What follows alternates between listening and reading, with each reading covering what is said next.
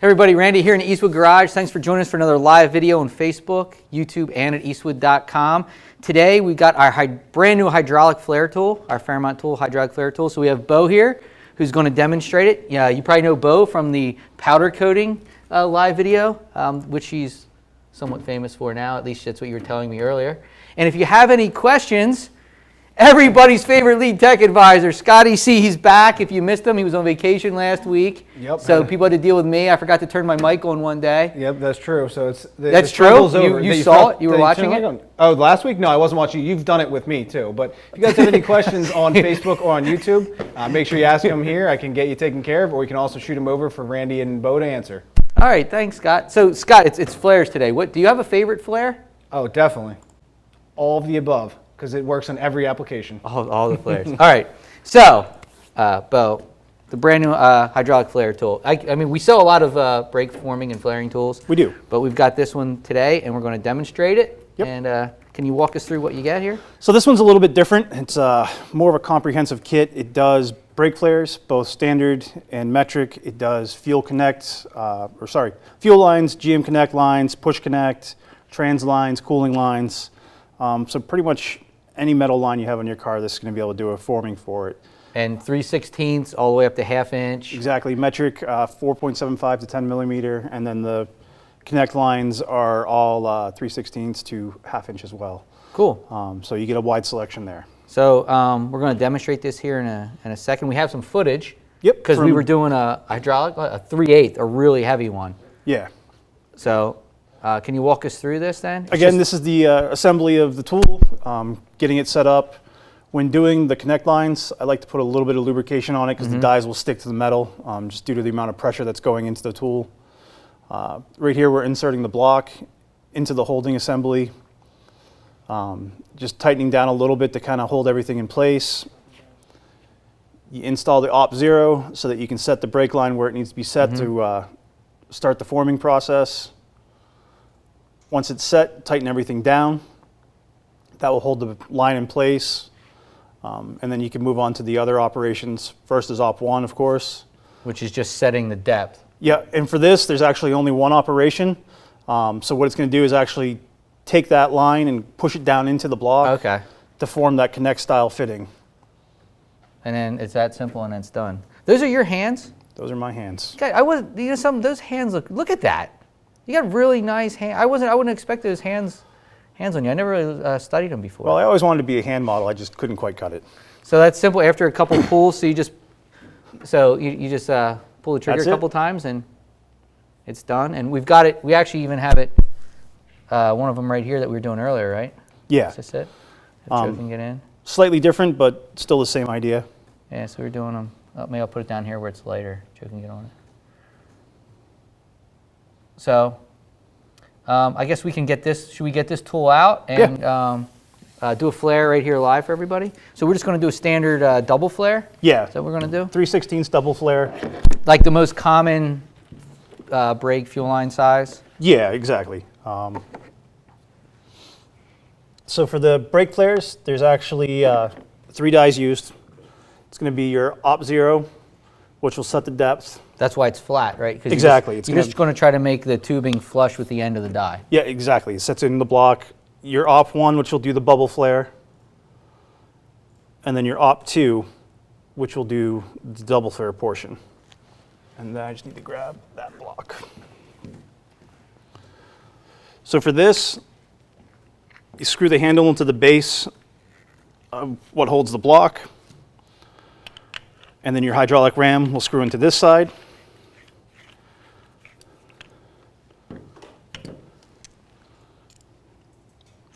Take your brake line and you insert it so that the line comes out past the face of the block. That way when you do the op 0, it'll set it to the correct depth.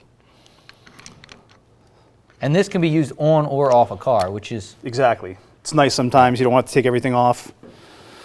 So right here, I snugged it up, but I didn't do it too tight so that the line can slide in through the block. And then you just rotate the hydraulic piece here so that you can insert the op 1. Go ahead and screw this all the way in so that the unit is completely tight against the frame here. Close the valve, and And then just squeeze pour it it- in so it's locked. So and once it touches, now you know you're set with your tubing flush with the end of the die block, Exactly. which is the key, because that way once it's flush, everything. Yeah, is gonna act everything the works same off way. that point from there. So for this part, I like to use a wrench to tighten this down. It comes with a It handle. comes with a little handle here. Here's with the handle. Oh, okay, we cut back. Okay, now we cut back. Okay, Dave's screwing with me. It comes with a handle, but you suggest just a wrench to get a little more leverage? Yeah, exactly. It works better. It's just easier to operate instead of the short handle. So now that that's tightened down, release the pressure on the hydraulic ram, spin it back out, and you can remove the op 0.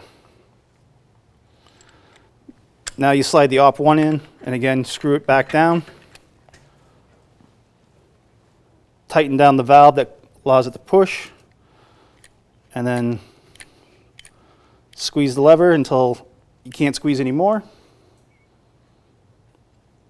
Release the pressure. Back out the die.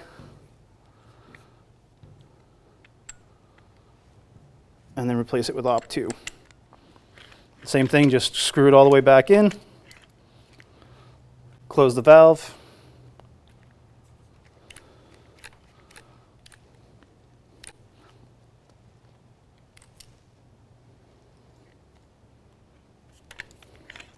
That's pretty easy. Just go till it touches. Yeah, That's exactly.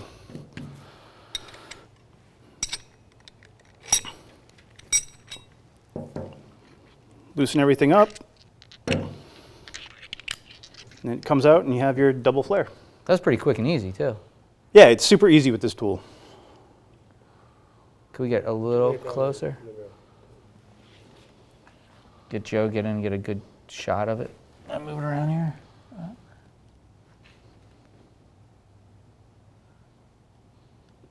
Yeah, that was pretty quick. That was quick and easy. And you could do that on or off the car. Exactly. So, well, I guess we should check in with Scott here for a second, see if we have any questions. Do we have any questions here, Scott? We may have covered already. I'll be honest. It's, focusing on here, I don't always hear everything, but the question was asked: what type of lines does this work on? Mild steel. It doesn't work on stainless. Stuff like that. Should do anything but stainless. That's definitely an important thing to know. So the mild steel and your kind of nickel copper lines, no problem. Yeah, stainless is just too hard for this tool to work with. So, is that it then, Scott? That's it for right now. I mean, certainly if you can create another flare, they'd like to be able to see the tool in action. As you leave me there. Is two of them two flares weren't enough? I don't know. They weren't enough for you, Scott? I missed You were both just telling me flares, how I'll you be weren't really honest. paying that much of attention. I know, and I told you, I looking at missed the it. computer. So, do we want to do another flare quick? We can do another one. It's Yeah, quick. I don't want to disappoint Scott over there. Maybe he'll watch us this time instead of playing on his Facebook page or whatever he's doing. I don't know. So anyways, if you have any questions, Scotty C is over there. You can post them. He'll throw them over to us. He is busy answering all of them. Bo's going to walk through this again for you to show you how easy it is to make a flare. And like I said, we've got a lot. Joe could show you, right? We've got all the flaring, all the brake forming and flaring tools you need are also here. You got pliers, tubing straighteners, bulk tubing. So if you buy tubing in bulk, if you're storing a car, it's a lot cheaper, and you get a tubing straightener, and you can straighten out your tubing. And of course, up in the vise is our Pro Brake Flaring Tool, which is our really popular tool for forming and flaring brake and fuel lines. So yeah, not just this tool, pretty much anything you need if you're working on brake, transcooler lines, fuel lines, and everything else. So Yeah. I'll let you get back to your hydraulic flare tool then. All right, so again, put the block in and just snug down the retaining screw right there. And if you're interested in this, there are links in the video description if you're watching on Facebook or YouTube. So you can go right to Eastwood.com. It'll take you right to the page. So you can check out this tool, and then you can find all of our other brake forming and flaring tools as well. So right now you're just operation zero just to get it flush. Exactly, setting the depth where it needs to be to work with the dies. And then I just take a 17 millimeter wrench, tighten down the set bolt, release the pressure on the ram, back it out a little bit. And if you don't have a 17 millimeter wrench, I know where there's some available at a good deal right now. Do you? Eastwood.com.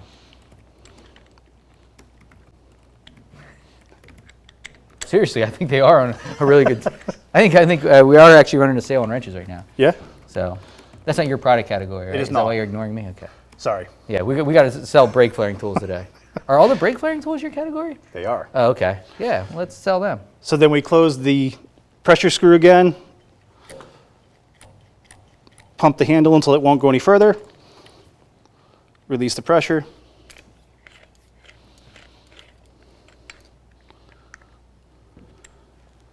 Switch to the Op2 die. So it's very similar to our. A lot of people are probably familiar with the one that's in the vise, our Pro Brake flaring Yeah, tool. it works just like the flaring tool, except for you have to swap the dies out. Yeah, due to that the one's just style. on the turret, but you can't use it under a car. Where this one, the benefit is you can Exactly. You actually can use it under the car or on the car. Plus, you can do push connect flares. You can do GM fuel line flares. All the way up to ½ inch as well too, which the other ones won't do up to Yeah. ½ inch. And then after you do Op2, When you pull that out, one of the other questions that was asked is probably better shown on video. I'm not sure how Joe can zoom in on this, but they've asked to see, where it sits in the die blocks. If it leaves anything on the tubing, where it's sitting, sandwiched to hold it behind the flare. what do you mean? Do you mean like So, any like- marks on the tubing down Yes, below it? Correct. I That one mean, doesn't really. They don't really leave too much, but they just asked if they could see it, so I figured. I'm not gonna, I mean, they don't leave much, but the There's push always a connect little bit use- because you are gripping it. the push connect does leave a little. it does because the blocks they got teeth in them to hold the tubing so it doesn't slide through. So if you can get in close, I'll move these. Let me take these over to Joe here so you can see. So one of them doesn't and one does.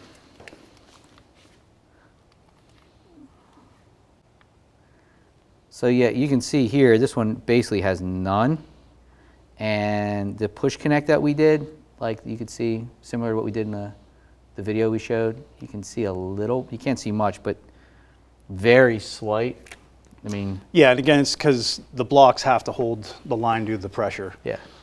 But I mean, that's about as close as you can get. You can't see anything. You can't see anything on the double flare. And the fuel line ones is probably very little. It's not the concern, it's the brake lines because they want to make sure there's no marring behind. And it's nice to be able to Yeah. show it doesn't really do anything. And now it's a there. 3/8. The one where there's slight markings, 3/8. Right, it says definitely a good one. Any other questions, Scott? The only other one that we had was if this has the ability to do 45 degree, or let me try this again, 37 degree flares like our other tool. Not yet. Okay, We are working on a project for that, but we currently don't have that option. sounds good. Well, that's all we have for today. Was that good? You don't want us to flare another one? No, I think we're good now. I got to see that last one. Okay. All right, everybody. Well, thanks for joining us for another live on our Fairmount Tools hydraulic flare tool. Like we said again earlier, if you're interested in this tool, there are links in this video. You can watch it recorded on Facebook or YouTube, so if you missed anything, just check it out on YouTube. It'll be there recorded. You can start from the beginning. And if you're interested in any of our other brake forming and flaring tools, we have videos on just about everything you see here, and we can walk you through all the steps of not only flaring, but forming a brake line, and you can use that to, when you're restoring a car, to form an entire brake or fuel line, transcooler lines, whatever you're doing. We have everything at Eastwood.com. So, well, thanks a lot, Bo. It was a great Yeah, no demo. problem. And I guess we're going to see you again. We don't see you in July. It's going to be We don't. August, I think. Vacation time. All right, so we'll have Bo back again in August. Maybe we'll do powder coating again. Yeah, maybe. So, all right, well, thanks again, and I'll see you guys later this week.